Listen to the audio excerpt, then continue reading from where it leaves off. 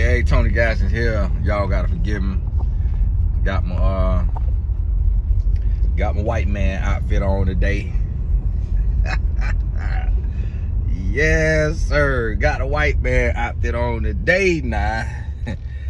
I had me a meeting this morning, so I had, every now and then you gotta put on your golf clothes and you gotta put on your dad hat. And then so I had to put my love.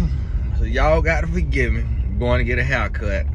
And that hairline is not hairlining. But hey, want to say thank you for the support with the boys program.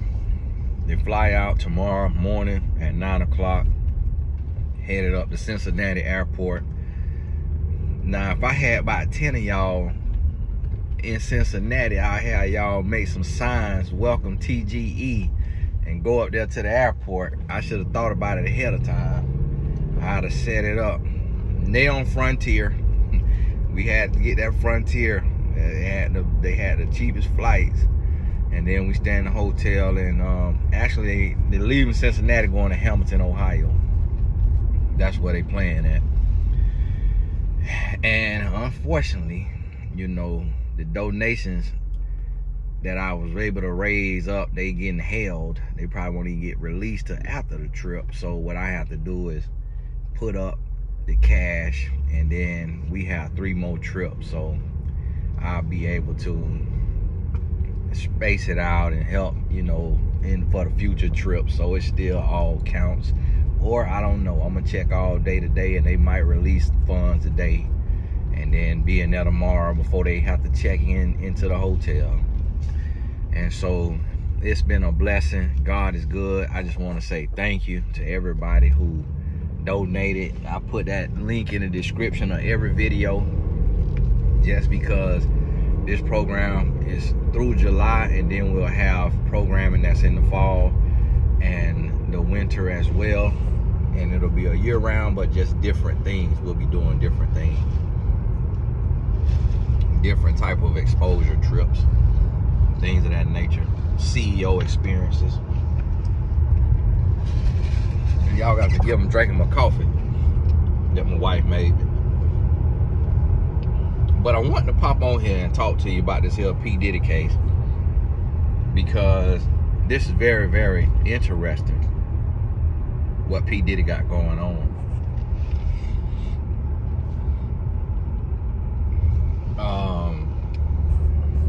So the first thing that really bothers me, and it says something to me about P. Diddy, is he has his daughters at the trial. Now, one of his children's mothers used to follow me online, Misa Hilton. She unfollowed me after I had to speak on P. Diddy. She unfollowed me, so she riding 10 toes down. They said she was at the court with her son from him. I think that's the case. But then they say his daughters was there, and at one point the daughters had to get up and walk out. And to me, it's like, as a man, I would never, even if I was innocent, and these was the allegations, I would never have my children in the courtroom. But what they doing is that is a ploy for sympathy from the jury.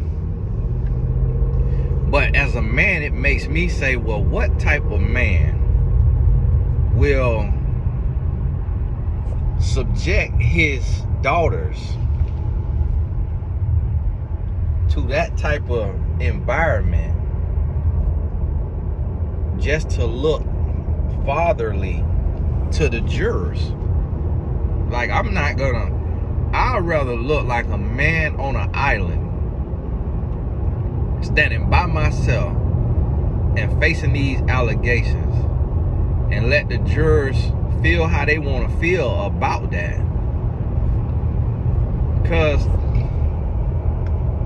it's illegal for the jury to say, oh, well, he must be guilty because none of his family is standing beside him. None of his family is in the courtroom. That's illegal for them to do that. They can't they got to listen to the facts that's being presented and say, does this, what they saying he's done, does this equate to racketeering and trafficking, sex trafficking? Or is he just a domestically violent freak who like to get down nastily? And so that's what the jury got to do. The jury don't care one way or the other if his daughter's in there. So to me, that screams guilt. And it also screams something else that I don't know the actual definition for, like another term. It's other terms for that type of person, that type of man who will just only care so much about themselves to put. Because listen, them girls, they never gonna be the same. Even just hearing what Cassie was doing. And then with Cassie, you know, I see a lot of people saying, oh, I feel so sorry for Cassie. I feel sorry for her too. But at the same time, it wasn't like she was 12. It wasn't like she was 15. She might have been 19 or whatever it was. And yes, you are young. And that's the age in which sound like Shannon Sharp met his young tenderloin.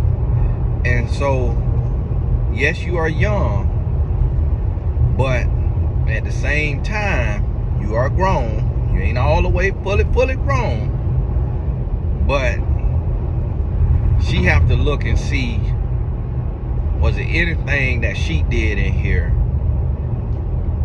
to reinforce this? Because it sounds like she the only one that went to that extent.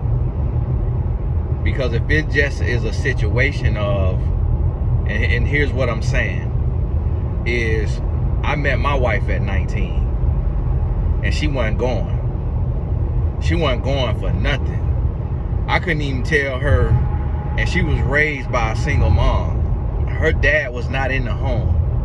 And she had been through things in her life. I mean, her story, my wife's story, listen, a woman don't even tell me her whole story. It's that deep. She got a story. The little bits and pieces that I know, I'd be like, my goodness, boy, I would have jumped off a bridge. What? I wouldn't even be here today. I'd have been suicidal. And so, because her mom come from Jamaica. So, y'all know, when you come over here and that student visa expire and you got to figure it out, every person who come from another country know about that grind. When you got to work 3 jobs, some of them jobs, you got to be under the table at periods of time. You got to live with family. You getting eviction after eviction, repossession after repossession. Man, listen, you go through a lot. And at 19, she wasn't going. I couldn't even tell her, hey, I'm coming in the house at 9, come in at midnight, and her be okay with it. Her open the door. Listen, so what I'm trying to say is, yes, Cassie sounds like she got overpowered. And like, Diddy stole her mind and the power. But when I'm listening to what Diddy had her doing, I'm picturing myself asking my wife to do that.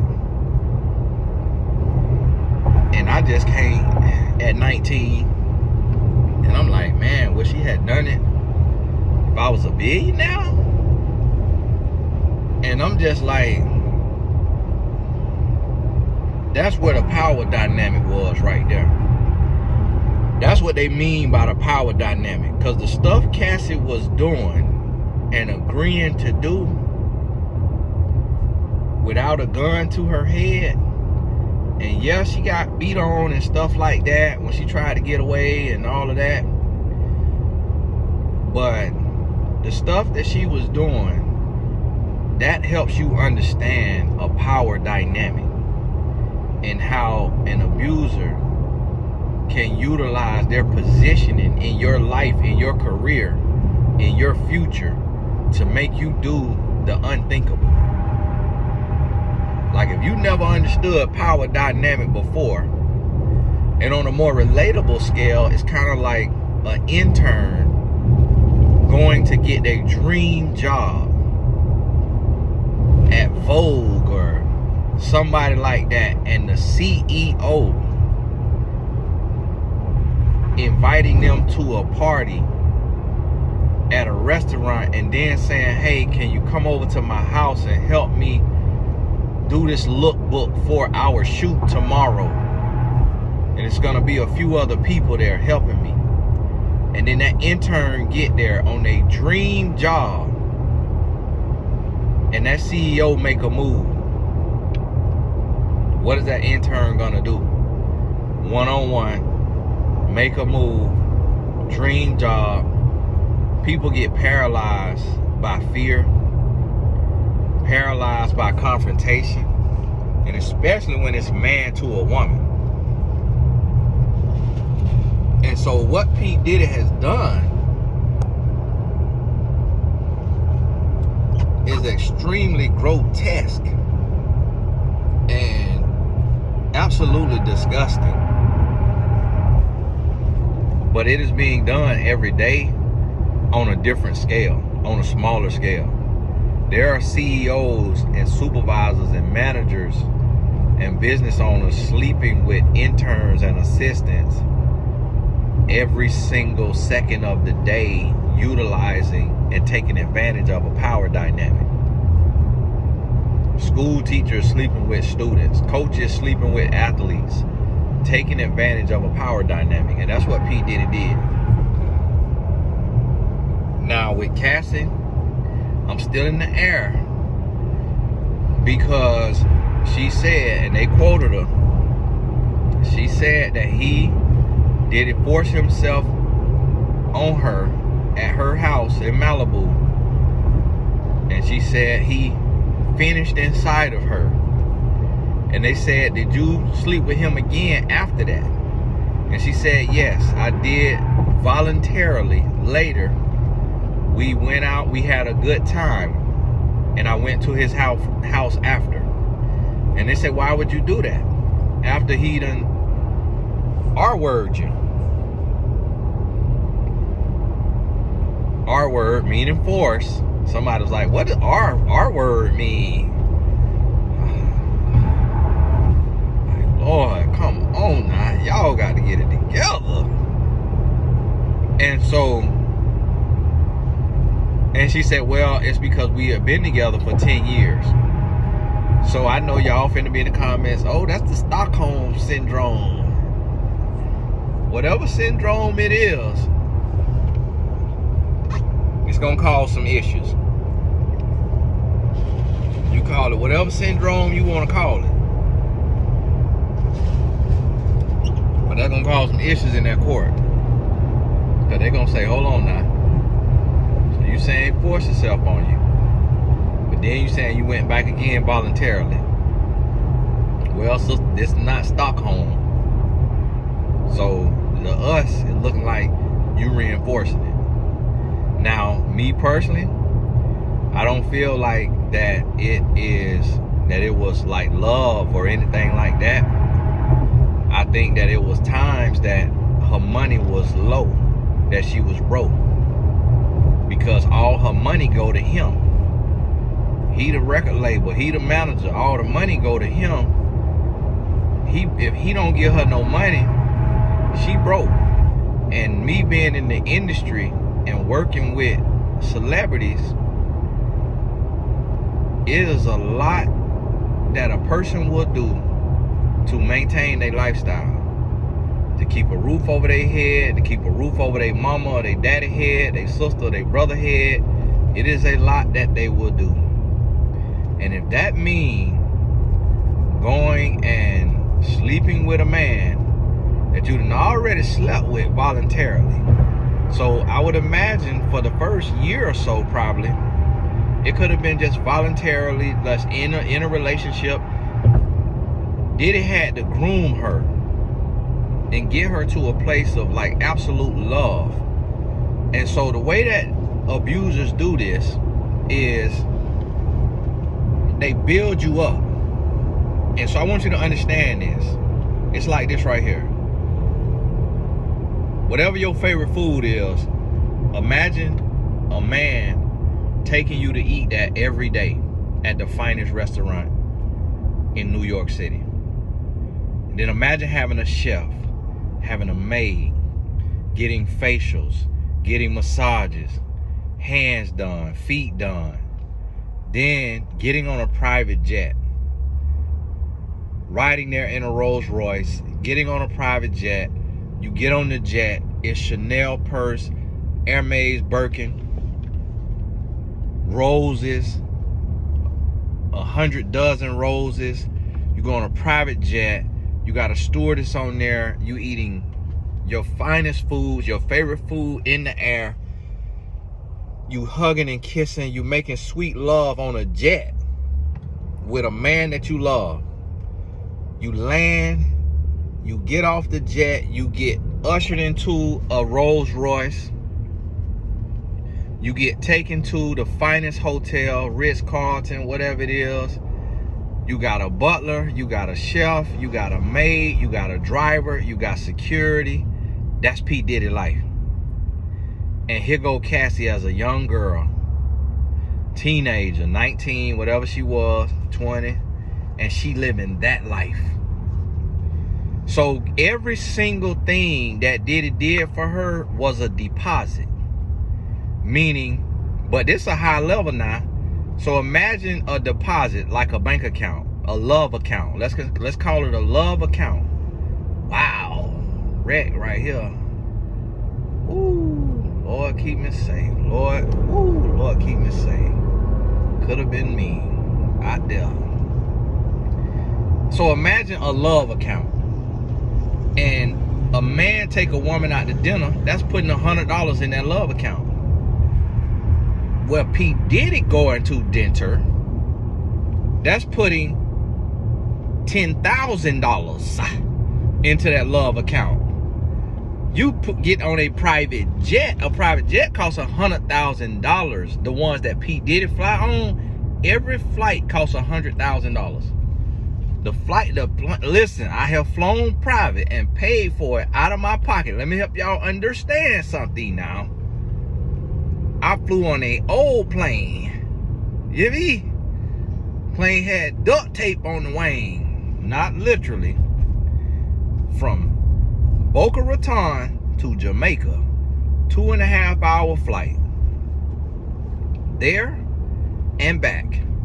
And I did that for my wife's stepmother's father, because he was 90 years old and we was going to Jamaica to celebrate his 90th birthday, and he could hardly kind of walk, like his walking was very, and he actually passed not long after that. That was his last flight in his life. And that round trip flight on an older plane with a cloth couch in there, not a leather couch like P. Diddy plane have, cost $43,000. And this was probably 2021 or something, or 2022, I don't know.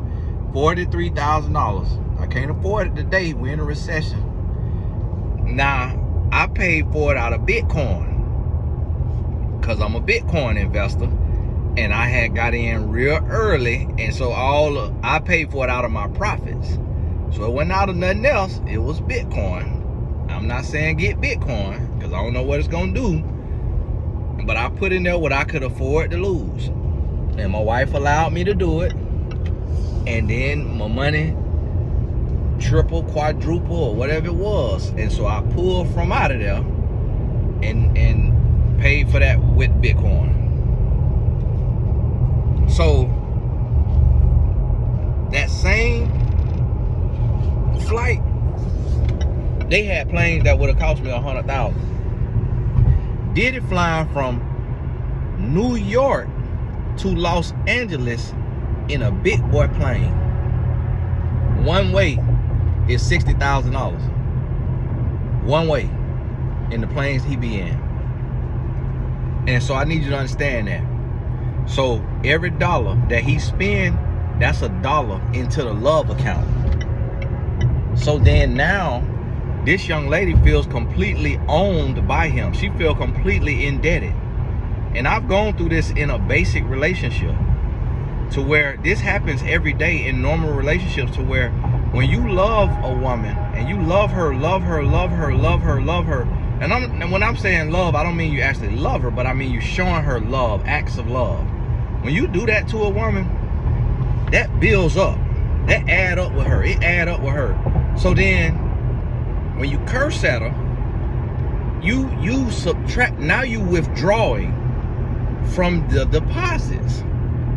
But she may just depending on her pain tolerance, depending on her story, depending on what she's gone through,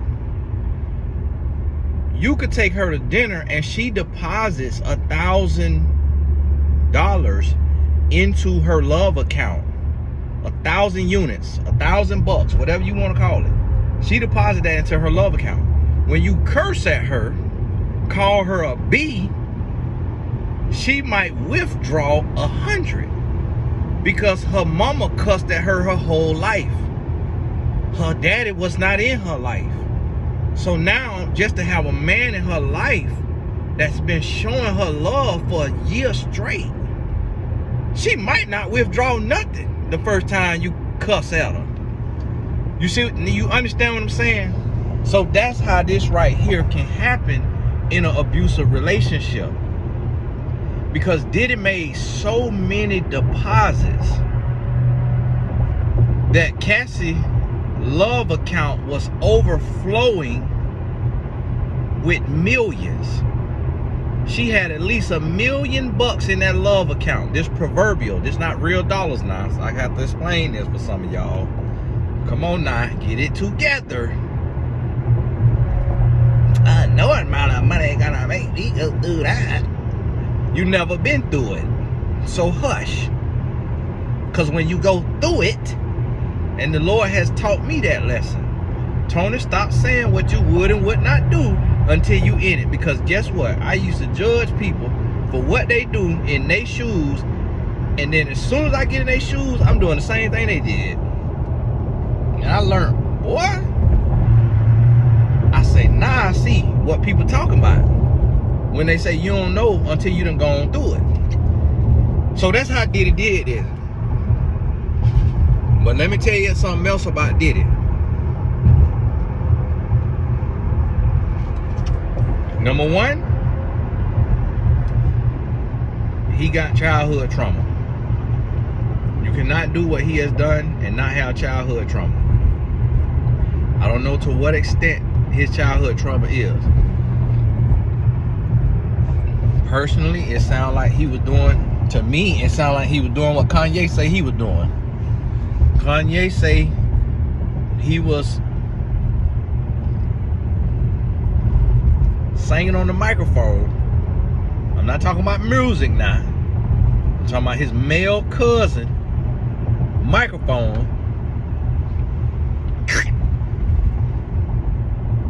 Kanye say he was doing that to his cousin until the age of 14. To me personally, I would venture to believe that Kanye is not the only black man in America who was doing that to another man based on what they saw in their mama nasty magazines. I would venture to believe. It sounded like Diddy was going through that too. For him to have the fetishes that he had. I do not understand all that baby oil. I'm not understanding all that baby oil.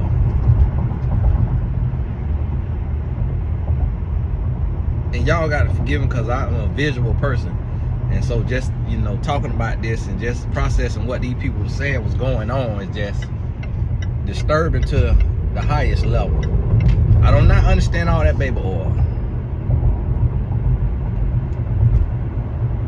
I don't know what you need with all that baby oil. That is ridiculous. That is ridiculous. I can never use baby oil again in my life. Thanks to P. Diddy. I would not, and I'm about to start calling, and now going forward, he is Sean, because that sound like it's John's. His prostitutes call him Diddy, Sean. I'm his name. Your mama named him Sean. I'm calling him Sean. Sean, boy, you need Jesus, boy. You need a Jesus. And see, that's what I'm trying to tell you. He went to TD Jakes and still ain't get Jesus. So that say something about TD Jakes now. You're not finna hang around me and not get Jesus. You're not finna be talking to me and not get Jesus, not feel Jesus, not in no real way, not really hanging around me now. No, you finna experience some type of Jesus. So I don't know what they had going on. And then I don't know what they had going on. And then the way P. Diddy laid his head on TD Jake's chest. Only a man who is in the men could do that. I ain't never did that to my own daddy. So that it's a lot going on now. It's a lot going on. And I'm gonna tell you something about P. Diddy, what y'all got to realize. And this is the red pill community. This is the red pill community. These boys have been hurt by women. When these boys was in elementary, middle school, high school, or college, the pretty women who look like Cassie used to pick on these men.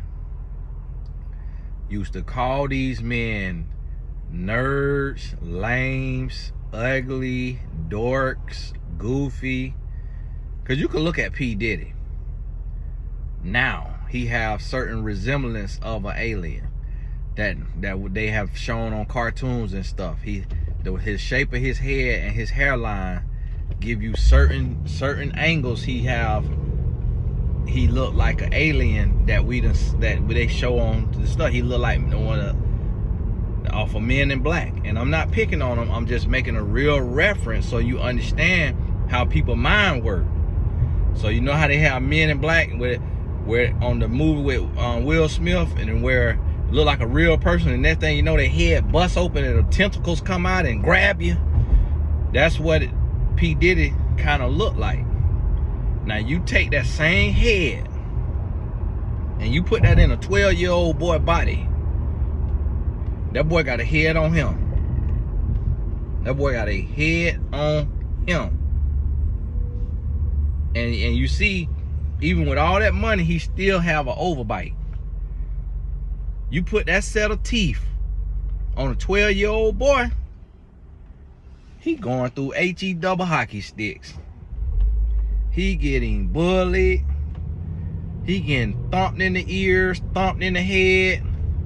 His backpack getting snatched off his back. His books getting thrown down the hall. All of that.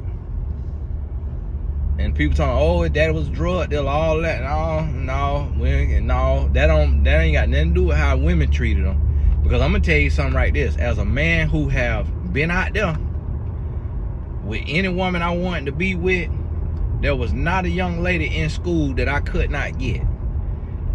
And I'm telling you, I would not do 1% of what Diddy has done to Cassie. You couldn't pay me to do 1% of what Diddy has done. I'm gonna tell you right now, that is a deep, deep, deep hatred for women. He hates women. He's not infatuated with women. He's not in love with women. He absolutely hates women. So see, y'all know the human teddy bear syndrome that I created, not your therapist, where I say little boys have a teddy bear that they rip up and tear apart when they angry. And then when they calm down, they try to put it back together. Grown men use a human being as their human teddy bear. P. Diddy used Cassie as his human teddy bear, but he was doing freak shows with Cassie as a human teddy bear. So he used to have his teddy bears hunching and doing all kind of stuff. And so now as a grown man, he used humans as his G.I. Joes and teddy bears and Barbie dolls. He used to have all that going on when he was a little kid. And they used to be in there getting busy, them G.I. Joes and them Barbie dolls and them teddy bears. When I tell you, he been doing that for a while. And as a grown man, he figured he gonna take and live it out. I read somewhere that he had her and one male prostitute do a role play that he directed as if they just met in the airport. I say, this is a kid. That's a skit that you'll do with your G.I. Joe and your Barbie doll, like they just met in the airport, and you might make them kiss. This is a grown man having this woman and a prostitute, male prostitute, do a role play like they met in the airport, and then have them get all the way down, and he's sitting in the corner touching on himself. Listen, this is bad. This is bad. If I'm his family, listen, Sean, I'm not gonna be able to sit in there, brother. I'm sorry.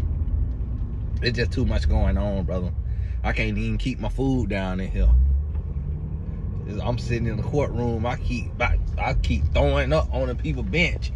Sean, I'm not gonna be able to be in here, Sean. I apologize and all that. Love you, cuz, but hey, cuz, you had too much going on. Cuz, why you tell me you had all that going on, cuz? Like, man, I know we used to look at the Nasty magazine when we were little boys, but my goodness, cuz, I ain't know you finna be out here like this, nah. My goodness, what the world, cuz? What you got going on? Yeah, I ain't gonna be able to do it.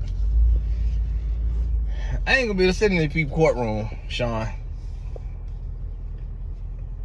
So, brother, hey, man, I ain't gonna be able to do it, brother. So listen to me. I say, man, look here. So that's what we got going on. And I'm gonna tell you, I believe a woman who looked like Cassie, whether she was black, white, that color, slapped Diddy books out his hand in middle school and kicked him down the hallway. And then said, pick him up, punk. That's what I believe happened. I'm not telling you no lie. I believe he had a crush on a woman who looked like Cassie or like that level of pretty, and she went and had sex with another boy in the school, and he have not forgotten that. And now Cassie is paying the price for every pretty woman that overlooked Diddy, called him a lame, called him a nerd at Howard, did not want to be with him, did not want to sleep with him. Because you got to remember, like, he ain't like he just had all of these women. You know, Kim Porter is pretty, but they still was, you know, older when they got together. Lisa Hilton, you know, she pretty, but it was older. But he went through some things, I think, middle school or high school, that made him act like that.